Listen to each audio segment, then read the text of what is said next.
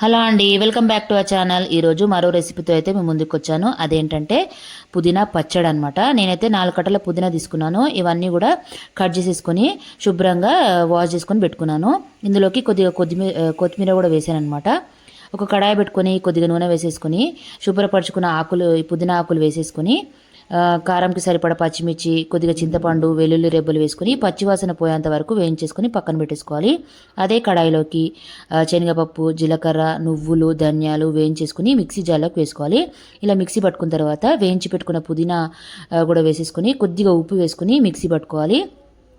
ఇలా మిక్సీ పట్టుకున్న తర్వాత తాలింపు పెట్టుకోవాలి. కొద్దిగా నూనె వేసుకుని ఆవాలు, జీలకర్ర, ఎండుమిర్చి, కరివేపాకు వేసేసుకుని మిక్సీ పట్టుకునే మిశ్రమాన్ని వేసుకుని 2 నిమిషాలు వేయించేసుకుని స్టవ్ ఆఫ్ చేసేసుకుని ఇదంతా కూడా గిన్నెలోకి తీసేసుకుంటే ఎంతో టేస్టీగా ఉండే పుదీనా పచ్చడి రెడీ. ఇది వేడి వేడి అన్నంలో తింటే సూపర్ అనమాట. మీరు కూడా ఒకసారి ఈ స్టైల్లో ట్రై చేయండి. మీకు ఎలా వచ్చిందో కమెంట్ చేయండి.